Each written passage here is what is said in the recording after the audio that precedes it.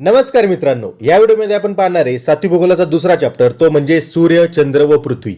आता मागच्या चॅप्टरमध्ये आपण काय पाहिलं होतं? आपण पाहिलं होतं की पृथ्वी जे स्वतःभोवती फिरती त्याला काय म्हणतात, पृथ्वी सूर्याभोवती जे फिरती त्याला काय म्हणतात. आपण हे पण पाहिलं होतं पृथ्वी सूर्याभोवती एकदम सर्क्युलर पोझिशनमध्ये नाही फिरत, ती कशी फिरती, लंब वर्तुळाकार पोझिशनमध्ये फिरती, बरोबर.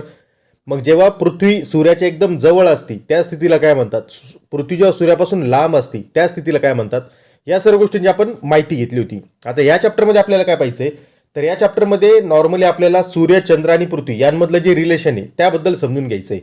या चॅप्टरमध्ये अजून आपल्याला काय पाहिजे, तर आपल्याला पाहिजे की चंद्राचं अंतर हे पृथ्वीपासून कमीत कमी व जास्तीत जास्त किती असतं. तसेच या चॅप्टरमध्ये आपल्याला हे पण पाहिजे की ग्रहणे म्हणजे काय, किंवा ग्रहण हे कधी होतं, सूर्यग्रहण काय असतं, चंद्रग्रहण काय असतं, याबद्दल आपल्याला या चॅप्टरमध्ये माहिती घ्यायची. चॅप्टर खूप इंटरेस्टिंग होणार आहे मित्रांनो, अजिबात टेन्शन घेऊ नका. तुम्ही एम स्टडीवर हा चॅप्टर पाहताय. चॅप्टर फक्त शेवटपर्यंत नक्की पहा, तुमच्या सर्व कन्सेप्ट एकदम व्यवस्थित क्लिअर होऊन जाणार आहेत. So I welcome you all to M study. Channel आतापर्यंत सबस्क्राईब केलं नसेल तर प्लीज सबस्क्राईब करून घ्या, आपल्या मित्रांबरोबर पण नक्की शेअर करा. आता जेव्हा दिवसा आपण आकाशात पाहतो मित्रांनो, तेव्हा आपल्याला आकाशात काय दिसतो, सूर्य दिसतो. हे जेव्हा आपण रात्री पाहतो तेव्हा काय दिसतो, चंद्र दिसतो.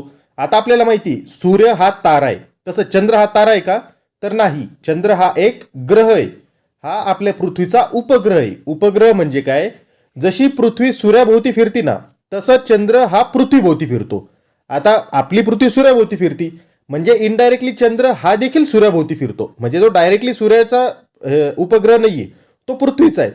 म्हणजे काय, तो पृथ्वीभोवती फिरता फिरता ऑटोमॅटिक त्याची सूर्याभोवती देखील चक्कर लागून जाते.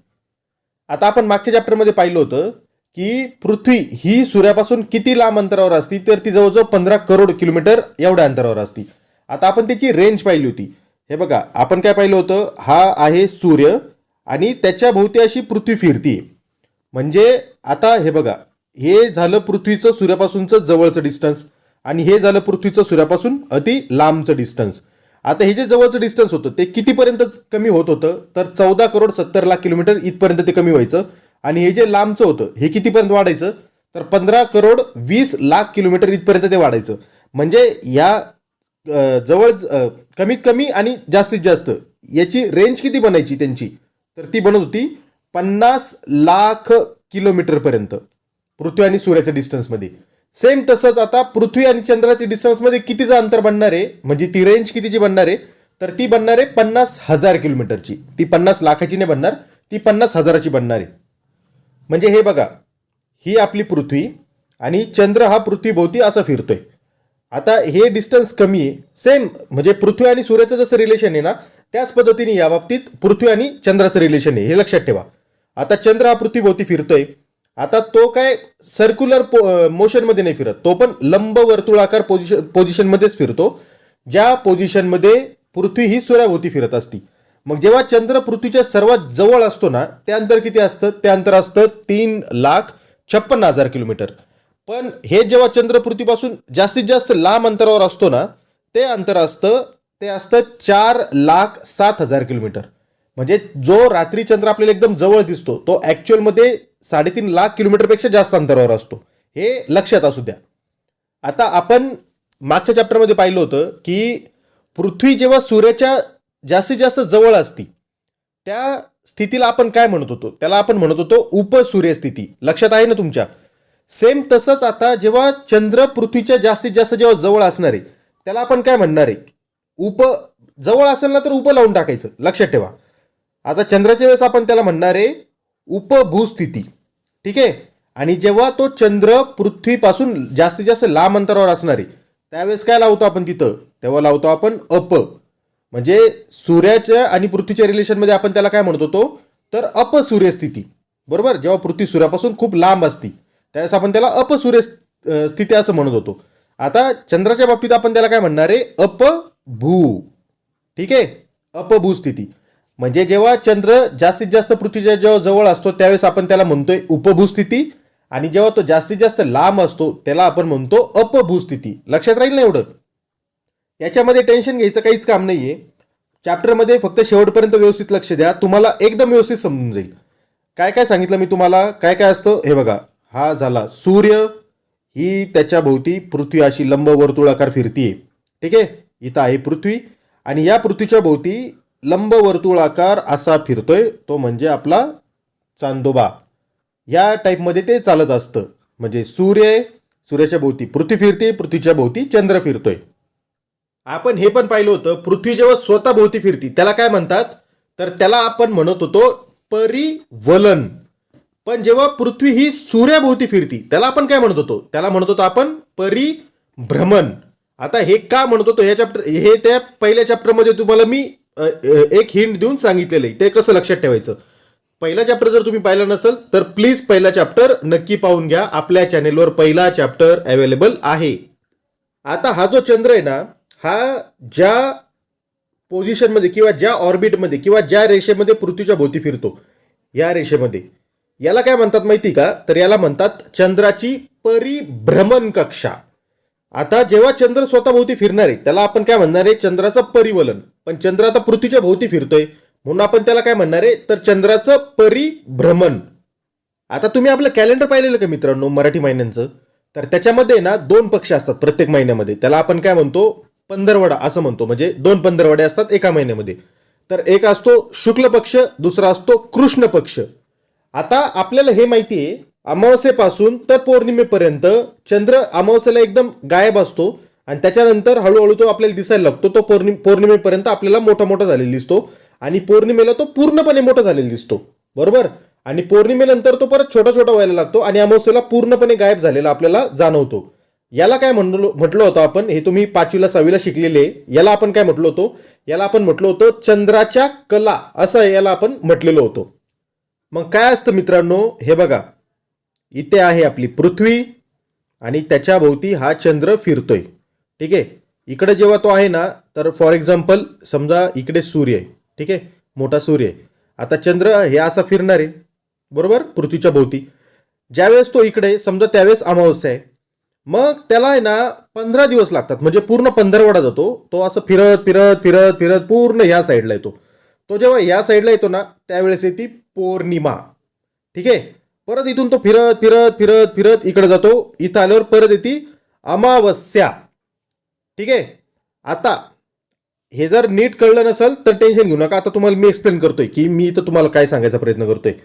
आता हे कळलं तुम्हाला, इथून इथपर्यंत 15 दिवस झाले, परत इथून इथपर्यंत 15 दिवस झाले, बरोबर. म्हणजे साधारणपणे महिन्याचा पिरियड इथं गेलेला आहे. आता ही तर पृथ्वी आहे आपली, बरोबर. ही झाली चंद्राची उपभूस्थिती, ही झाली चंद्राची अपभूस्थिती. आता हे असंच असेल याची गॅरंटी नाहीये. कधी कधी इकडे पण उपभू होऊ शकते, इकडं अपभू होऊ शकते, ठीक आहे. मग जेव्हा चंद्र इथं येणार आहे ह्या पोझिशनला, ठीक आहे, आपण काय पाहिलं, इकडून जेव्हा तो इथपर्यंत येतोय त्यावेळेस किती दिवस झालेले आहेत, त्यावेळेस झालेले आहेत 15 दिवस. आणि ज्यावेळेस तो इकडून परत इकडे जातोय तेव्हा 15 दिवस. पण जेव्हा तो सेंटरला येतो, म्हणजे इथून निघला आणि सेंटरपर्यंत आला, त्यावेळेस किती दिवस झालेले असणार मित्रांनो, तर त्यावेळेस झालेले असणार आहेत 8 दिवस. म्हणजे 15चे अर्धे करायचे आहेत आपल्याला. तर कधी कधी ते 7 होतात, कधी कधी 8 होतात, पण नॉर्मली आपल्या कॅलेंडरमध्ये त्याला आपण 8 कन्सिडर करतो. म्हणजे काय, अष्टमी असं कन्सिडर करतो. आणि ज्यावेळेस तो परत इकडून इकडे जाणार आहे त्यावेळेस जेव्हा सेंटरला येईल त्यावेळेस परत इकडून किती दिवस झालेले आहेत त्याला फिरत जाताना 8 दिवस. म्हणजे जेव्हा इथं जर पूर्ण अमावस्या, इथं पूर्ण काळा चंद्र आहे, तो 8 दिवसांनी इथपर्यंत आला. म्हणजे तो आता अर्ध्या जर्नीमध्ये आलेला आहे. आपल्याला माहिती अमावस्यानंतर तो हळूहळू मोठा होत जातोय.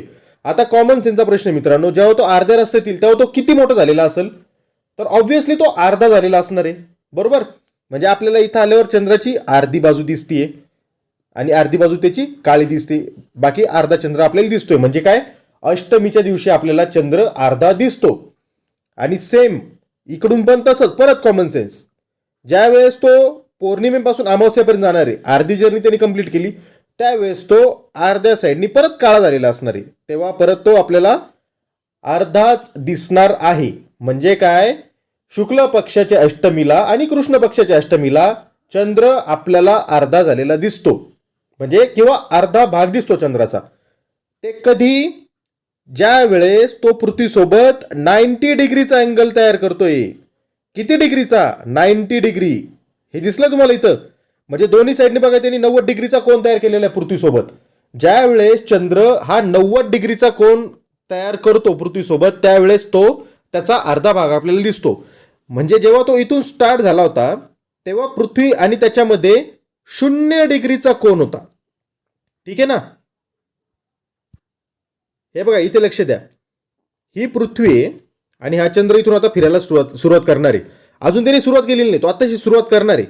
तर हा जो अँगल असतो ना मित्रांनो, हा असतो 0 डिग्रीचा. म्हणजे कधी पण लक्षात ठेवा, 180 डिग्री आणि 0 डिग्री याच्यामध्ये कसं ओळखायचं आपण, कन्फ्युजन नाही करायचं. ज्या वेळेस गोष्टीची सुरुवात होणार आहे ना त्यावेळेस त्याला कन्सिडर करायचं 0 डिग्री, आणि ज्यावेळेस ती गोष्ट फिरून दुसऱ्या साईडला येते, फिरून आलेली आहे, त्यावेळेस त्याला कन्सिडर करायचं 180 डिग्री. मग ज्यावेळेस चंद्र इथून फिरायला सुरुवात करणार आहे अमावस्येला, तो जेव्हा 90 डिग्रीचा कोन तयार करणार आहे त्यावेळेस त्याचा किती भाग दिसणार आहे आपल्याला, अर्धा. आणि ज्यावेळेस तो फिरून 180 डिग्रीवर येणार आहे त्यावेळेस त्याचा आपल्याला पूर्ण भाग दिसणार आहे, बरोबर. आणि ज्यावेळेस परत रिटर्नच्या जर्नीमध्ये तो परत 90 डिग्रीवर येईल त्यावेळेस त्याचा परत आपल्याला अर्धा भाग दिसणार आहे. आणि ज्यावेळेस पूर्ण फिरून परत होतो इथून सुरुवात झाल्यावर इथपर्यंत त्याचं 180 डिग्री होणार, तर त्यावेळेस त्याचा आपल्याला पूर्णपणे तो झाकलेला दिसणार आहे. म्हणजे त्यावेळेस अमावस्येची पोझिशन असणार आहे. आता ह्या साईडला तुम्ही दोन्ही साईडला 90 डिग्री कन्सिडर करू शकता, परंतु त्यांनी आपल्याला पुस्तकामध्ये ही जी खालची बाजू आहे त्याला त्यांनी 270 डिग्री असं सांगितलेलं आहे. म्हणजे त्यांनी पूर्ण 360चं कॅल्क्युलेशन घेतलं. त्यांनी काय केलं, ही पृथ्वी चंद्र इथून सुरू झाला, हे 0 डिग्री होतं, तो इथपर्यंत गेला 90 डिग्री झालं, इथून इथपर्यंत गेला 180 डिग्री झालं, इथून इथपर्यंत आला, हे त्यांनी 270 डिग्री सांगितलेलं आहे आपल्याला. म्हणजे त्यांनी इथून अँगल कन्सिडर केला आहे पूर्णपणे, आणि ते याला म्हटलेले 270 डिग्री. पण हे तुम्हाला व्यवस्थित समजावं म्हणून मी तुम्हाला सांगितलं दोन्ही साईडला 90 असं लक्षात ठेवा, टेन्शन घेऊ नका. आणि ते 270 नंतर हे पूर्ण सर्कल जेव्हा कंप्लीट केलंय चंद्रांनी त्याला ते 360 डिग्री असं म्हटलेले. एवढं खोलात घुसू नका, एवढंच लक्षात ठेवा. अष्टमीला 90 डिग्रीचा कोण तयार होतो, अर्धा चंद्र दिसतो. 0 डिग्री आणि 180 डिग्री काय फरक पडतो, तुम्ही 180 करा, इकडं उलट पालट करा. एका साईडला अमावस्या असणार आहे, दुसऱ्या त्याच्या अपोजिट साईडला पौर्णिमा असणार आहे. एवढं कॉमन सेन्स आहे. आता या पॉईंटकडे लक्ष द्या मित्रांनो. आपल्याला माहिती आहे मध्ये काय सूर्य, त्याच्या भोवती काय फिरतीये पृथ्वी. ठीक आहे, ही झाली पृथ्वीची परिभ्रमण कक्षा. आता याच परिभ्रमण कक्षेमध्ये चंद्र फिरतोय का, नाही. चंद्राची जी परिभ्रमण कक्षा आहे ना ती पृथ्वीच्या परिभ्रमण कक्षेसोबत काहीतरी सर्टन अँगल क्रिएट करते.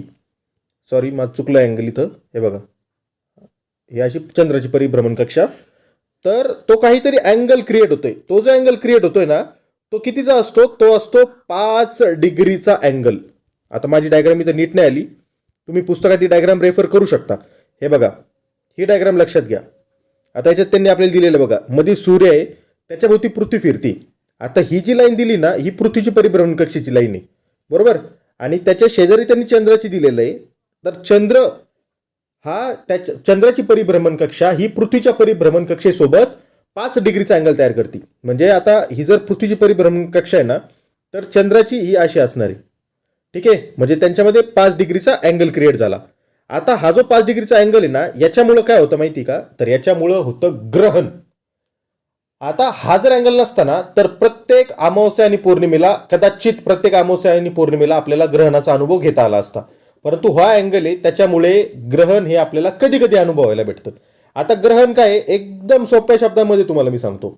ग्रहण म्हणजे काय, इंग्लिशमध्ये त्याला म्हणतात इक्लिप्स. 2 असतात, एक असतं सोलार इक्लिप्स, एक असतं लुनार इक्लिप्स. म्हणजेच काय, एक असतं सूर्यग्रहण, एक असतं चंद्रग्रहण. आता थोडंसं कॉमन सेन्स वापरा मित्रांनो. थोडंसं कॉमन सेन्स जर वापरला तर आपल्याला पोझिशन माहीत आहेत. म्हणजे काय काय पोझिशन असतात त्या, हे बघा, इथे असतो हा सूर्य, बरोबर. इथे असते आपली पृथ्वी. सूर्य मोठा आहे, पृथ्वी छोटी आहे, चंद्र तिच्यापेक्षा छोटा आहे, बरोबर. चंद्र हा पृथ्वीपेक्षा छोटा आहे. आता आपल्याला माहिती आहे ही जी पृथ्वी आहे ही सूर्याच्या भोवती फिरते आणि हा जो चंद्र आहे हा पृथ्वीच्या भोवती फिरतोय. पण हा जेव्हा पृथ्वीच्या भोवती फिरतो ना त्यावेळेस काय होतं, बऱ्याच वेळा हा फिरता फिरताना ह्या साईडला येऊन जातो. आता काय झालं बघा, आता ही तर पृथ्वी आपली, आता इकडून सूर्याची किरणं अशी इकडे पडत आहेत. आता चंद्र जेव्हा इकडं आला त्यावेळेस सूर्याचे किरण चंद्रावर पडले आणि चंद्राच्या मागं पृथ्वी. याच्यामुळं काय झालं, तर चंद्राची जी काळी बाजू आहे ती आपल्याला दिसली. चंद्राची पांढरी बाजू दिसणार आहे का इथं आपल्याला, तर नाही दिसणार. चंद्राची काळी बाजू आपल्या समोर आली. म्हणजेच काय, चंद्राच्या पलीकडे सूर्य आहे ना. म्हणजे हे बघा, तुमच्या लक्षात आलं का, इकडं पृथ्वी आली, मध्ये चंद्र आहे आणि इकडं सूर्य आहे. म्हणजे काय, हे जेव्हा होईल ना त्यावेळेस असती अमावस्या. हेच याच्या उलट ज्या वेळेस मधी पृथ्वी येते, इकडे सूर्य आहे आणि जेव्हा इकडे चंद्र असतो त्यावेळेस असती पौर्णिमा. आता हे का बरं? आता हे बघा, सूर्याचे किरण असे पडतायत, बरोबर? ही पृथ्वी आहे मधली. आता सूर्याचे किरण पृथ्वीवर पडले म्हणजे काय, इकडच्या भागात काय आता दिवस, बरोबर? म्हणजे काय, इकडच्या भागात काय असणार आहे, रात्र. आता जेव्हा इकडच्या भागात रात्र आहे, आता चंद्र तर इकडे आहे, म्हणजे सूर्याचे किरण असे चंद्रावर पण पडणार आहेत, बरोबर? पृथ्वीच्या वरतून पण जातील, ते खालून पण जातील, चंद्राला ते पडणार आहेत. मग चंद्र जेव्हा फिरतोय ना, तो पूर्णपणे आपल्याला आता ब्राईट दिसायला लागला. आपण मग अशीच काय पाहिलं, इकडून जेव्हा चंद्र निघतो इथपर्यंत आला, अर्धा भाग दिसला, कॉमन सेन्सचा पार्ट आहे. परत सूर्याचे किरणच जर इकडून आलेले आहेत तर इकडचा पार्ट आपल्याला दिसणार आहे, पण इकडच्या याच्यात तर अंधारच दिसणार आहे ना. आणि ज्यावेळेस इकडून येणार तो त्यावेळेस इकडच्या पार्टमध्ये अंधार आहे आणि इकडून दिसणार आहे आपल्याला. म्हणजेच काय, चंद्र जेव्हा पृथ्वीच्या भोवती फिरतोय, तो फिरता फिरता जेव्हा इकडच्या बाजूला येणार आहे पृथ्वीच्या बॅक साईडला, त्यावेळेस ती पोझिशन कोणती असणार आहे? ती पोझिशन असणार आहे पौर्णिमा. ठीक आहे, याच्यामध्ये टेन्शन घेऊ नका. ज्यावेळेस चंद्र हा पृथ्वी आणि सूर्याच्या मध्ये येतो त्यावेळेस असती अमावस्या. म्हणजे तो जर इकडे जर आला ना तर अमावस्या आहे. म्हणजे आपण जेव्हा कॅमेऱ्याने फोटो काढतो बघा, जेव्हा आपण कॅमेऱ्याने फोटो काढतो, आपल्या मागे जेव्हा सूर्य असतो ना त्यावेळेस आपला फोटो काळा येतो, किंवा आपल्या मागे जर लाईट असेल तर आपला चेहरा काळा दिसतो फोटोमध्ये. हेच जर आपल्या समोर लाईट आहे, फोटो काढताना जर आपल्या समोर लाईट आहे किंवा सूर्याचा उजेड आपल्या तोंडावर पडलेला आहे आणि आपण त्या पोझिशनमध्ये जर फोटो घेतला तर आपण जास्त ब्राईट दिसतो, आपण गोरे दिसतो. म्हणजेच काय, ज्या वेळेस चंद्र इथे आणि सूर्य इकडे त्यावेळेस चंद्राची काळी बाजू आपल्याला दिसणार आहे, म्हणजे ती काय झाली, अमावस्येची रात्र. आणि ज्यावेळेस 15 दिवसांनी तो या साईडला येईल त्यावेळेस इकडे तर आता सूर्याचा प्रकाश पडलेला आहे चंद्रावर पूर्णपणे, म्हणून त्यावेळेस आपल्याला काय, पौर्णिमा दिसती. आता कॉमन सेन्सचा प्रश्न आहे, चंद्राला स्वतःचा उजेड असतो का मित्रांनो? नाही. चंद्रावर जी माती असती ना ती सूर्याची लाईट रिफ्लेक्ट करते. म्हणजेच काय, चंद्राला स्वतःचा प्रकाश नसतो, तो सूर्याचा प्रकाश फक्त परावर्तित करून आपल्याला पृथ्वीवर ट्रान्सफर करत असतो. म्हणजे जसं आपण सूर्याचा प्रकाश जेव्हा पडतो तेव्हा लहानपणी आपण बघा आरसा वगैरे घ्यायचो आणि त्याचे मिरर इमेज आपण आपल्या घरामध्ये पाडायचो, सेम तसंच सूर्याचा उजेड चंद्रावर पडतो आणि चंद्र आपल्याला रात्रीच्या वेळेस पृथ्वीवर आपल्याला चंद्राची शीतल जी छाया असती ती पृथ्वीवर पडत असती. आपल्याला हे तर कळलं की अमावस्या आणि पौर्णिमा यांच्यामध्ये 15 दिवसाचा गॅप असतो, बरोबर? आता कधी कधी काय होतं मित्रांनो, पृथ्वी, चंद्र आणि सूर्य हे एकाच रेषेत येतात आणि एकाच पातळीत येतात, एकाच लेवलला येतात. म्हणजे थोडं सुद्धा खालीवर नसतं ते, म्हणजे चंद्र इथं किंवा इथे असं अजिबात नसतं.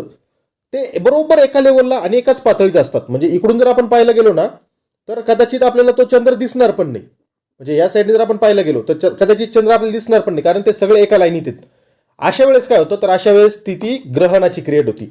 म्हणजेच काय होतंय, आता बघा इकडं सूर्य आहे, याचे किरण असे आहेत. आता याचे किरण जेव्हा चंद्रावर पडतात तेव्हा ऑब्व्हियसली चंद्राची सावली क्रिएट होणार आहे. आपण जर उन्हाळ्यात उभे राहिलो तर आपली सावली जमिनीवर पडती, सेम तशी चंद्राची सावली पण क्रिएट होत असती, प्रत्येक वेळेसच होती. परंतु ते जेव्हा एका लाईनीत आणि एका पातळीत, पातळी हा शब्द महत्वाचा आहे बरं का, एका प्लेनमध्ये, एका पातळीत आणि एका रेषेत, त्यावेळेस ती सावली पृथ्वीवर पडती. आता ती पृथ्वीच्या ज्या भागात पडती ना त्या भागात आपल्याला असं दिसतं की कदाचित चंद्रामुळे सूर्य झाकला गेलाय, बरोबर? आता तुम्ही जर गार्डनमध्ये खेळताय किंवा ग्राउंडवर जर खेळताय तर बऱ्याच वेळा असं होतं बघा, आपण क्रिकेट खेळत असतो, आपण थकून जातो, खाली बसतो, आपला मित्र गप्पा मारायला आपल्या समोर येऊन उभा राहतो. आता आपण इतक्या उन्हात बसलेलो आहे, परंतु आपला मित्र जर आपल्या समोर येऊन उभा राहिला तर त्याची सावली आपल्यावर पडती, तर आपल्या डोळ्यांना लगेच रिलीफ भेटतो, बरोबर? मग आपण आज जर मित्र जर बोलता बोलता परत साईडला जर सरकला तर आपण मित्राला काय म्हणतो, यार परत थोडं इकडे सरकून थांब ना, माझ्या डोळ्यावर ऊन येतंय, बरोबर? आपण असं म्हणतो ना. म्हणजेच काय, ज्यावेळेस चंद्र हा पृथ्वी आणि सूर्याच्या मध्ये येतो फिरता फिरता त्यावेळेस कधी कधी काय होतं, स्थिती अशी क्रिएट होती, ते एका लाईनीत आणि एका पातळीत आल्यामुळं की चंद्राची सावली ही पृथ्वीवर पडती. आता ती पृथ्वीवर जर पडली, ती जेवढ्या भागावर पडली ना तेवढ्या भागातल्या लोकांना असं वाटतं की अरे चंद्रामुळं सूर्य झाकला गेलाय. म्हणजेच काय झालं, सूर्याला ग्रहण लागलं असं आपल्याकडे म्हटलं जातं. त्याला आपण, त्या फेनोमेननला आपण काय नाव दिलेलं आहे, त्याला आपण ग्रहण किंवा इंग्लिशमध्ये इक्लिप्स असं नाव दिलेलं आहे. याच्याच उलट ज्यावेळेस चंद्र फिरत फिरत पृथ्वीच्या बॅक साईडला येतो, इकडे पृथ्वी आहे, इकडे सूर्य आहे, आता तो चंद्र फिरता फिरता या साईडला आला तर काय होतं, आता पृथ्वीची सावली चंद्रावर पडती.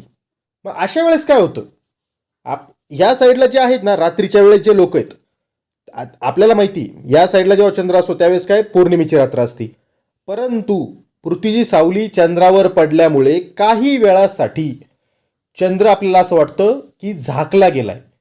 ज्यावेळेस चंद्र झाकला जातो अशी पोझिशन पौर्णिमेच्या दिवशी तयार होती, त्यावेळेस काय होतं, त्यावेळेस ते असतं चंद्रग्रहण. आता तुमच्या लक्षात राहावं म्हणून तुम्हाला एक हिंट देतो, मी एक क्लू देतो. आता हे असं जे असं पेपरला लिहू नका बरं का, सर तुम्हाला चांगले ओरडतील. हे तुमच्या लक्षात राहावं म्हणून मी सांगतोय. आता हे कसं लक्षात ठेवायचं, सूर्यग्रहण आणि चंद्रग्रहण याच्यामध्ये बऱ्याच जणांना कन्फ्युजन होतं. फक्त एवढं लक्षात ठेवा, ग्रहण म्हणजे झाकलं जाणं, एवढंच लक्षात ठेवा. आता याचा अक्षरशः असा अर्थ आहे की नाही हे मला माहीत नाही.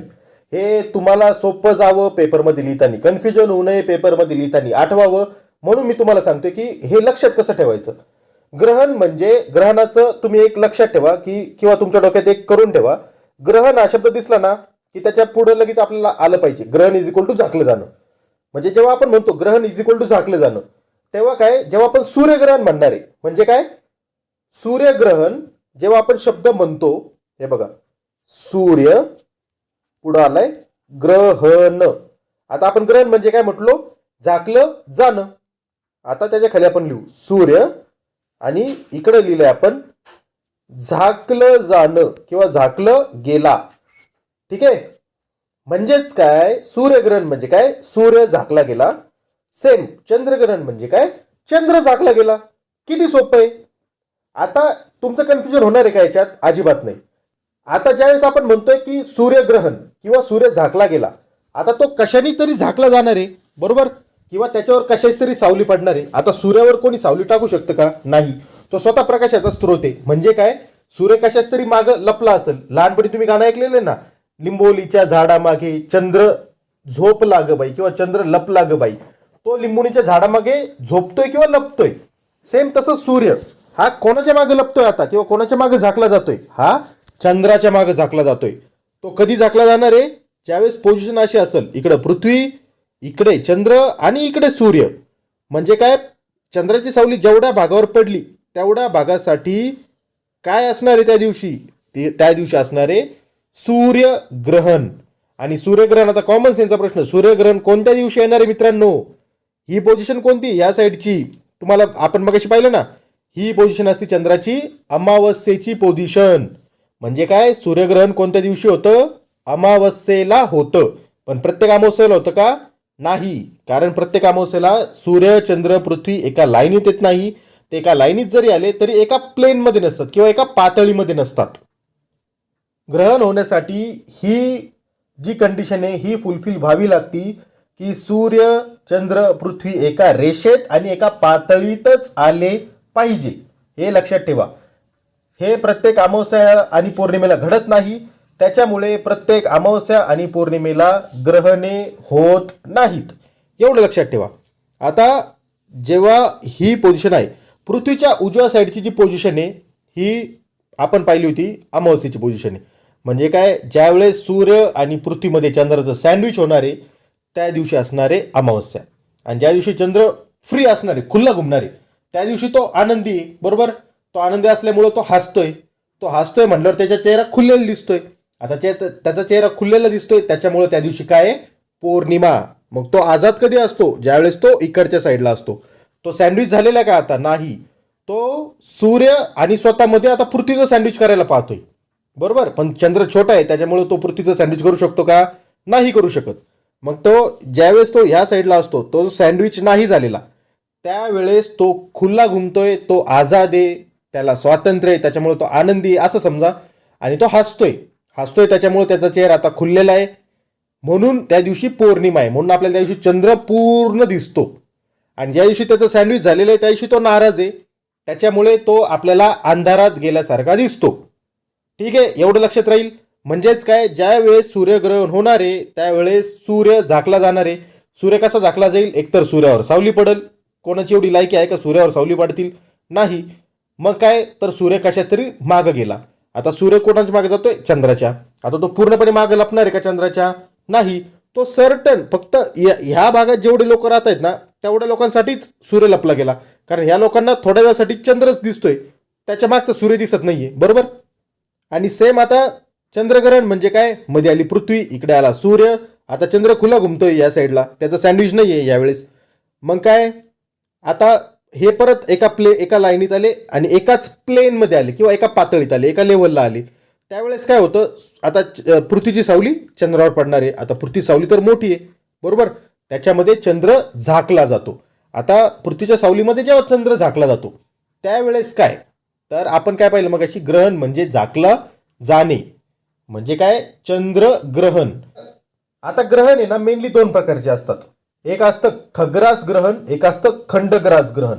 हे दोन्ही याच्यात असतं, चंद्रग्रहण आणि सूर्यग्रहण दोन्ही याच्यामध्ये असतं. काय असतं, खग्रास म्हणजे काय, पूर्ण झाकलं गेलं, आणि खंडग्रास म्हणजे काय, काही पार्ट फक्त झाकला गेला. आता ज्यावेळेस खग्रास आपण म्हणतो ना त्यावेळेस पूर्ण याच्यावर सावली पडून जाते. हे बघा, आता इथे आपल्याला खग्रास ग्रहण दिलेलं आहे, इथं काय झालंय, चंद्रग्रहण त्यांनी आपल्याला दाखवलेलं आहे. म्हणजे काय, या साईडला चंद्र हा पूर्णपणे सावलीत गेलाय पृथ्वीच्या, बरोबर. म्हणजेच काय, चंद्र पूर्णपणे झाकला गेला, त्याचा थोडासा पार्ट नाही झाकला गेला, तो पूर्णपणे झाकला गेला. म्हणजेच काय, ते झालं खग्रास चंद्रग्रहण. हेच काही वेळा काय होतं, हे बघा, खालचा जो चंद्र दिलाय ना त्याचा काही पार्टच फक्त सावलीतून गेलेला होता, त्याच्यामुळे काही पार्टच त्याचा ग्रहणामध्ये गेला, काही पार्टच त्याचा झाकला गेला. त्याला आपण काय म्हटलो, तर खंडग्रास चंद्रग्रहण. सेम सूर्याच्या बाबतीत पण जेव्हा पूर्ण सूर्य झाकला जाणार आहे त्यावेळेस, किंवा पूर्ण सूर्य चंद्राच्या मागे लपला जाणार आहे त्या लोकांसाठी तिथल्या पृथ्वीवरच्या, त्यावेळेस ते असतं खग्रास सूर्यग्रहण. ज्यावेळेस सूर्याचा थोडासा पार्ट झाकला जातो ते असणार आहे खंडग्रास सूर्यग्रहण.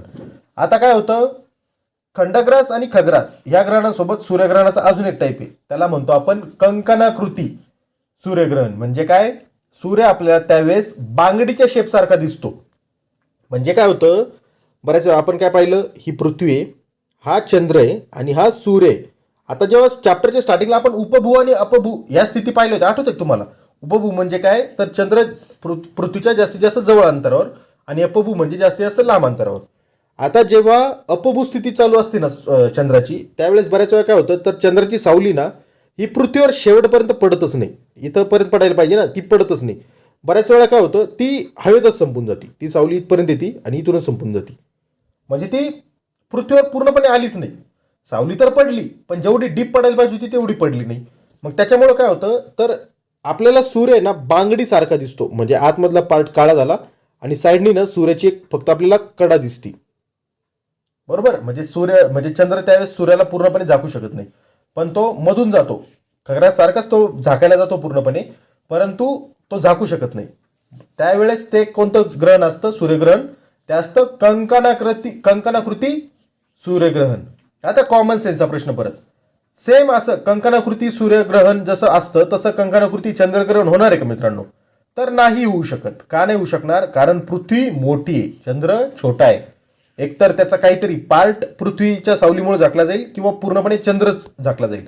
तो किती जरी अपभूमध्ये असला तरी पण तो कंकणाकृती होणार आहे का, तर नाही होऊ शकत. सूर्य का कंकणाकृती होऊ शकला, कारण तो कशाच्या तरी मागं होता, तो चंद्राच्या मागं होता. तसं चंद्राच्या मागं कोणी आहे का आता चंद्रग्रहणांच्या वेळेस, नाही. तो सावलीमध्ये गेलेला आहे, तो स्वतः सावलीमध्ये गेलेला आहे. त्याच्यामुळे कंकणाकृती चंद्रग्रहण होऊ शकतं का, तर नाही होऊ शकत. आता जे खग्रास सूर्यग्रहण असतं ना त्याचा जास्तीत जास्त जो टाइम असतो ना तो किती असतो माहिती का, तो असतो 7 मिनिट 20 सेकंद, म्हणजे जवळजवळ 440 सेकंद इथपर्यंतच खग्रास सूर्यग्रहण चालतं. परंतु जे खग्रास चंद्रग्रहण असतं ना त्याचा टाइम मॅक्सिमम किती असतो माहिती का, तो असतो जवळजवळ 107 मिनिटे.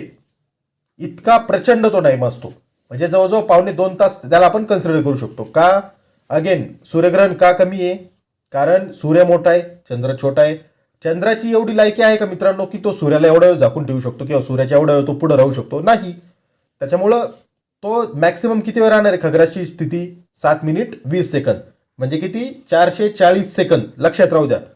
हेच मात्र खग्रास चंद्रग्रहण किती वेळ चालू शकतं, जवळजवळ 1.25 तास, किंवा त्याला आपण मिनिटामध्ये कसं सांगू शकतो, 107 मिनिटे.